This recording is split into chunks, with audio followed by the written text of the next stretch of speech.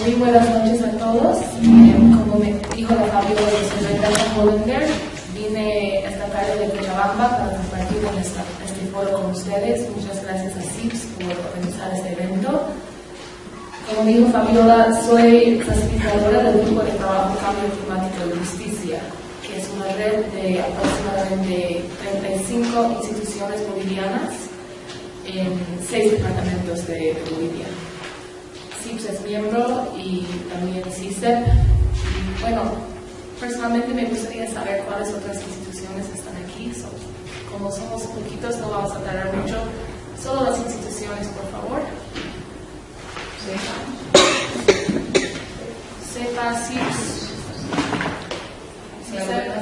la gobernación. Gracias. Okay. Bueno. Yo voy a dar una breve presentación sobre el estado de políticas públicas bolivianas frente al cambio climático. Voy a hablar de las políticas públicas nacionales. Yo creo que los de Oruro, especialmente la ingeniera, nos va a complementar con la situación de las políticas públicas aquí en Oruro. Y también ustedes deben saber mucho más sobre las políticas locales y regionales aquí en Oruro. Entonces yo voy a concentrarme en las políticas nacionales. Quiero mencionar primero mis fuentes. Bueno, hay varios estudios, hay poca información accesible a la sociedad civil sobre las políticas públicas. Mi mayor fuente es entrevistas que yo hice en La Paz y en otras ciudades del país, yendo a visitar instituciones públicas, privadas, de cooperación internacional, ONGs, para recolectar información actualizada. También he utilizado unos estudios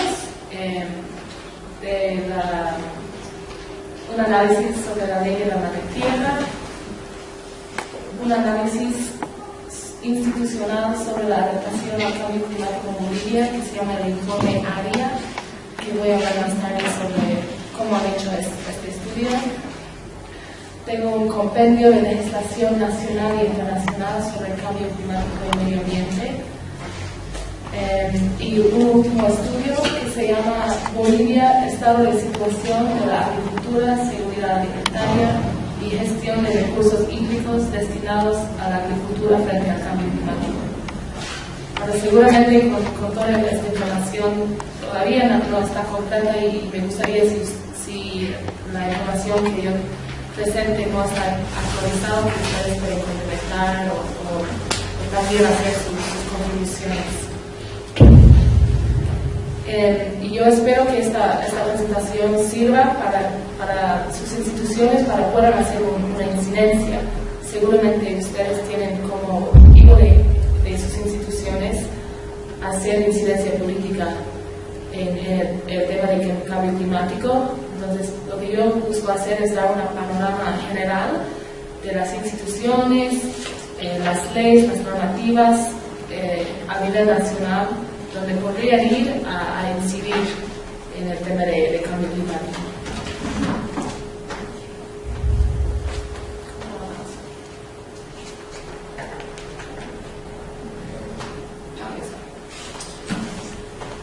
Bueno, primero voy a dar el marco legal de normativas sobre el cambio climático, luego hablar de las instituciones, programas, proyectos y otros actores principales en cambio climático, y luego un poquito de análisis y recomendaciones. Bueno, antes de empezar, quiero mencionar y subrayar de que las políticas públicas no existen en aislamiento, ¿no? Y nosotros, como miembros de instituciones, cuando hacemos incidencia política, tenemos que ver cuál es nuestra meta, qué queremos que hagan las políticas públicas y buscar qué estamos intentando lograr con esa incidencia, ¿no? Entonces, como poner un poco de marco o un panorama más grande de análisis para esta presentación, quiero mencionar que el cambio climático es un problema estructural y cuando estamos mirando y analizando las políticas públicas, queremos asegurar de que esas políticas abran la puerta para un cambio estructural a ese problema. Solo para mencionar unas de las características de este problema estructural. Y estas son características de unos pensadores o escritores que trabajan sobre el desarrollo. Uno es la adicción al crecimiento ilimitado, que viene como contraparte del capitalismo. Y eso también es la comprensión distorsionada del desarrollo. En lugar de medir el bienestar de una población, su salud, su felicidad, medimos la acumulación de riqueza, que es una medida puramente económica, que no necesariamente nos habla de las condiciones de la población. Un tercer problema es el creciente sumisión al poder corporativo, ¿no? El poder de las corporaciones internacionales, transnacionales, de influir decisiones públicas. Una dependencia de deuda y especulación como generadores claves de ganancias. También la tendencia a monopolizar el conocimiento e imponer una cultura mundial uniforme. Eso es como impacto secundario de la globalización. Estamos perdiendo no solamente riqueza en biodiversidad, pero riqueza cultural también, inclusive riqueza en formas de pensar y cosmovisión. Y la sexta característica que mencionan estos autores es la confianza en el poder como dominación. Y eso vemos no desde Bolivia, pero desde muchos otros países en el poder militar y la violencia. Más que todo ahora alrededor de conseguir recursos naturales, hidrocarburos. Entonces, pensando en estos problemas, el problema estructural que causa a raíz el cambio climático, podemos examinar las políticas públicas y si esas políticas llegan a solucionar este problema estructural. Bueno, quiero tomar un punto de vista optimista y hablar de las oportunidades aquí en Bolivia y los puntos en que Bolivia está más avanzado de muchos otros países en términos de sus políticas ambientales y de cambio climático. La nueva constitución política del Estado prioriza el bienestar, no necesariamente pone crecimiento económico como una primera prioridad, sino el bienestar de la población. Menciona el derecho al medio ambiente, o da el derecho al medio ambiente saludable, también da deberes a los ciudadanos a proteger y defender el medio ambiente para todos los seres vivos, y da la facultad a cualquier persona a ejercer acciones legales en defensa del derecho al medio ambiente. Creo que este último es algo que muy pocas personas saben y no estamos aprovechando. Como personas en Bolivia tenemos el derecho de poder tomar acciones, juicios en favor al medio ambiente. Tenemos también la ley de la madre tierra que, si no me equivoco, sigue en anteproyecto. Aquí tengo unos materiales que puedo distribuir a las instituciones que me han facilitado el Pacto de Unidad y la Plataforma Boliviana frente al Cambio Climático, que han trabajado mucho en la formulación del anteproyecto de la ley.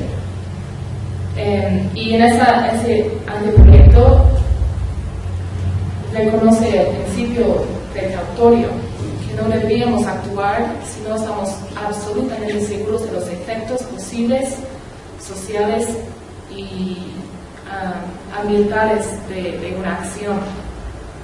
También habla del buen vivir y también tiene cambio climático como uno de los lineamientos explícitos.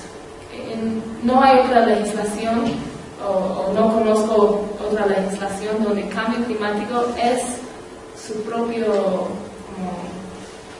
punto. No hay una legislación solo para cambio climático. Han intentado trabajar con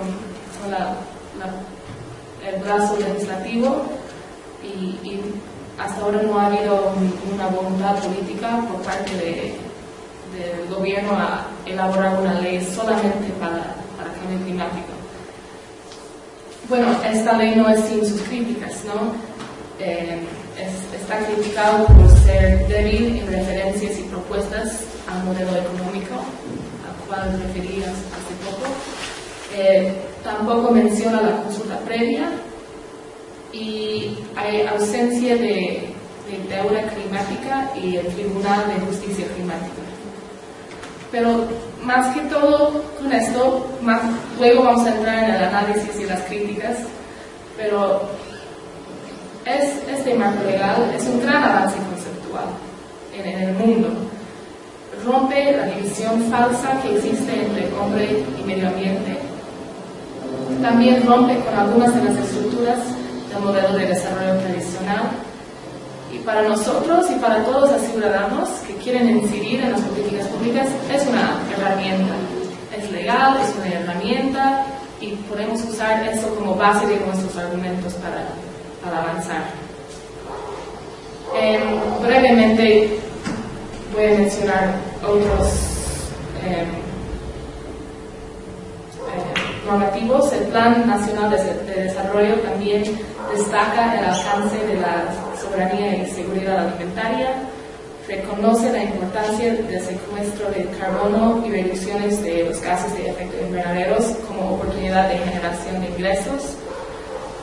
Tenemos también la ley forestal, tenemos el proceso de construcción de autonomías, las cartas orgánicas, estructuras autonómicos. Seguramente ustedes están involucrados en este proceso y ahí hay una gran oportunidad de meter legislación específica para cambio climático, los planes de desarrollo municipales y como dije, aunque estos no traten explícitamente el tema de cambio climático, representan oportunidades de insertar cambio climático de forma estructural y son grandes avances, aún si solo ideológicos, forman una base sobre lo cual podemos ir construyendo.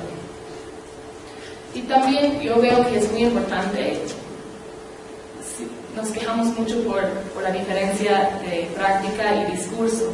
Vemos que hay muchas cosas lindas aquí en la legislación, pero sabemos que el actuar del gobierno no siempre sigue con sus políticas.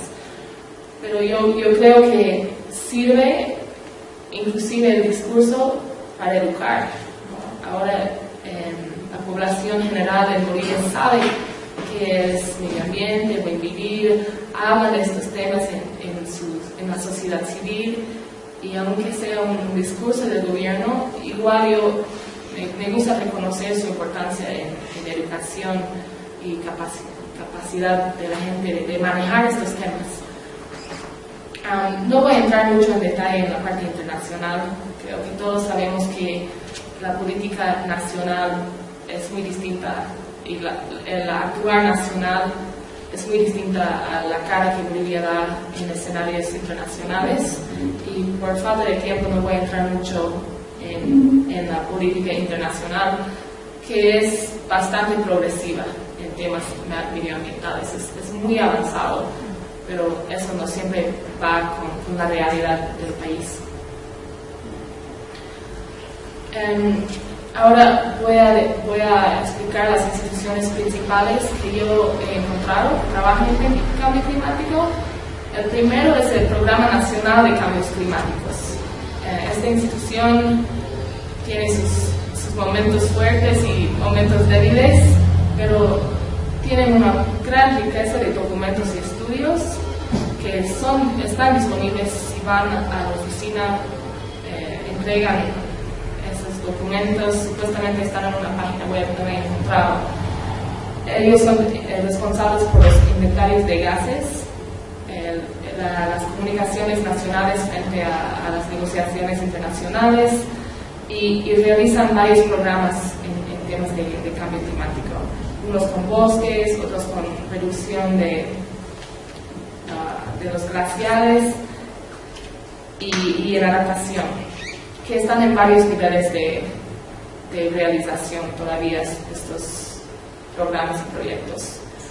Otros actores importantes a nivel nacional, el Viceministerio de Defensa Civil, está responsable por la gestión de riesgos, prevención y manejo de desastres naturales. El Ministerio de Desarrollo Rural y Tierra es responsable por seguridad y soberanía alimentaria. El Ministerio de Planificación de Desarrollo, Capacitación y Formación. Tenemos el Ministerio de Medio Ambiente y Agua, la Cancillería, que da la cara del país en ámbitos internacionales. Y el Ministerio de Educación supuestamente está en una fase de incorporar cambio climático en el currículo escolar, que es una muy buena oportunidad para instituciones que trabajan en educación a ir a meter este material en el currículo escolar nacional. Hay el programa piloto de resiliencia climática, que es el único programa aquí en Bolivia financiado por los fondos derivados de las negociaciones. Estos fondos vienen de algo que se llama el Fondo de Inversión Climático y están canalizados por el Banco Mundial y BID. Tienen este programa, ya inició, están en su segunda fase y tienen un enfoque en cuencas. Yo he podido participar en una consultación del Banco Mundial y honestamente vi que fue muy poca participativa la misma consulta, que fue más una formalidad de decir que habían consultado con la sociedad civil y no tomaron muy seriamente las propuestas de los actores que estaban ahí. Otros actores que ustedes podrían acercar por apoyo, por capacitación o hasta recursos a veces son de la cooperación internacional, COSUDE, GIS, la Embajada Británica, Trocaire, JICA, Dinamarca. A veces no tienen mucha interacción con la sociedad civil más allá de sus socios, pero a veces sí. Breve análisis basado más que todo en estos estudios. Voy a empezar con un dicho que creo que un poco da el resumen del problema que enfrentamos aquí en Bolivia. Si bien hay muchos factores que juegan un rol importante para un desarrollo exitoso, no existen países que se hayan desarrollado sin sólidas instituciones del Estado. Creo que ustedes deben saber mucho mejor que yo. Hay una fuerte debilidad institucional aquí en Bolivia. He mencionado muchos ministerios que trabajan en el tema del cambio climático, pero no hay una buena coordinación entre esos ministerios. Siempre hay reestructuraciones, cambios de personal, y eso es una falta de continuidad a los proyectos. A veces las mismas leyes están confundidas su implementación entre varios ministerios. La ley forestal, por ejemplo, no tiene un solo ministerio para implementar, está como sobrepuesto sobre varios ministerios y eso perjudica su implementación. Hay una falta de recursos humanos y presupuestarios. También vemos que la cooperación internacional está saliendo del país por varios motivos. Hay la pérdida de capacidad técnica. También la información no siempre está actualizada. Me han dicho que la ley forestal no ha sido actualizada desde una década, que CENAMI no cuenta con información actualizada para analizar. Y ahora quiero hablar de este estudio para seguir la parte de análisis, que es el informe AIDA. Lo pueden encontrar en el internet solo buscando el nombre del estudio. Esto sí fue escrito utilizando una metodología en la cual utilizaron 160 indicadores para analizar los avances realizados en las políticas y la institucionalidad relacionada a la adaptación al cambio climático. Una citación del estudio, de los hallazgos principales. La conclusión principal es que Bolivia todavía no cuenta con las instituciones y capacidades necesarias para la adaptación al cambio climático y y dar las respuestas necesarias a este gran desafío. Una de las debilidades mencionadas en el estudio es la institucionalidad, un limitado acceso a información, limitado acceso a justicia, que la planificación es lento, se estanca, no se cumple, hay poca participación de la sociedad civil. Y este estudio da unas recomendaciones. El primero es fortalecer el Programa Nacional de Cambio Climático, siendo la única institución del gobierno que solo trata de temas de cambio climático. Deberíamos fortalecer esa institución. También que toda normativa debería contemplar cambio climático. El estudio menciona los estudios de impacto ambiental, que hasta ahora puedes construir una casa o una carretera o infraestructura.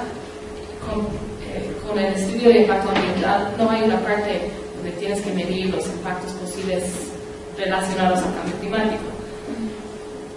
Fortalecer el CENAMI, la elaboración de guías de todo tipo para sociedad civil, para construcción, para arquitectos, para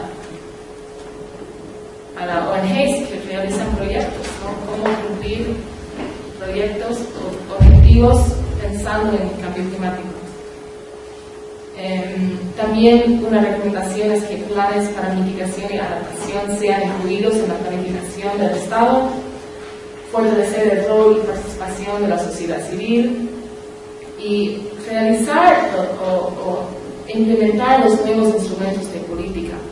Hay muchas instituciones o instrumentos que existen escritos, como el Consejo Plurinacional sobre el Cambio Climático y otros que solo existen en papel. Y la recomendación es que ya que existe la normativa, que ya existe en papel, por lo menos deberíamos hacer esas ejecuciones. Creo que esto es muy último, sí. Solo para concluir, las famosas palabras desarrollo sostenible son un oxímoron. Siempre que desarrollo implique incrementar las tasas de extracción de materias primas de la naturaleza salvaje. Hay muchos mensajes en esta cita, ¿no? ¿Qué desarrollo estamos hablando? ¿Qué sostenibilidad estamos hablando? Si realmente vemos naturaleza como algo salvaje, diferente que del hombre, lejos de hombre. Y aquí en Bolivia podemos mirar las contradicciones fuertes que existen entre la retórica y la práctica.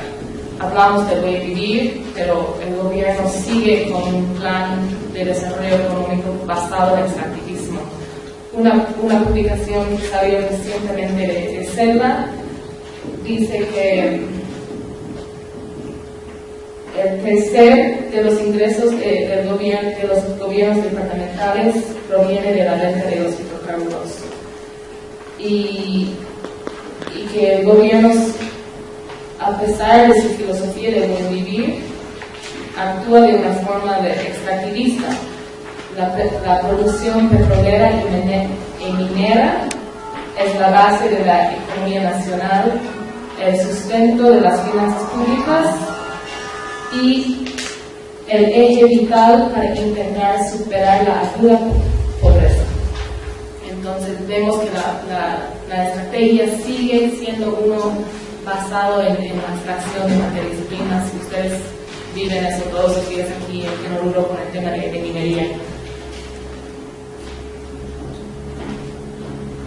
Bueno, creo que con esto voy a acabar. Solo hacer un poco de publicidad para el grupo de trabajo Cambio Climático. Como mencioné a empezar mi charla, es una red nacional de ahora 34 instituciones. Estamos contemplando, capacitándonos en estos temas, haciendo incidencia y tenemos varias posturas que hemos sacado como grupo, como red, con recomendaciones para el gobierno de Bolivia frente al escenario de la política interna, tanto como la política internacional.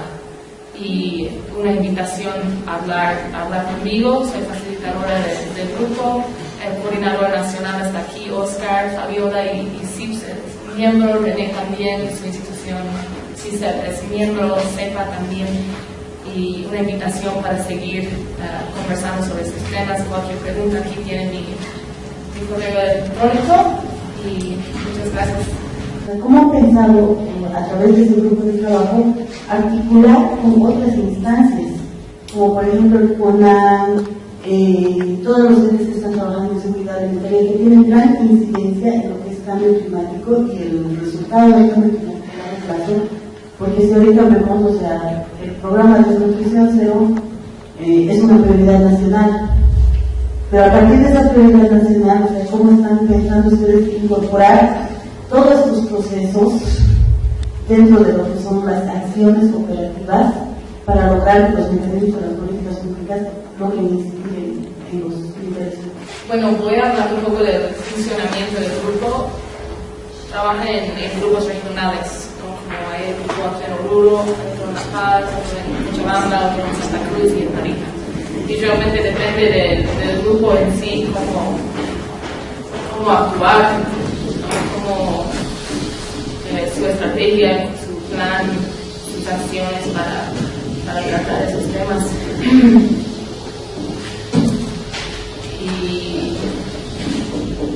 Y bueno, bienvenido a las contribuciones de los miembros, ¿no? Realmente todas las iniciativas surgen de los miembros, de los grupos regionales, y muy bienvenido a las contribuciones de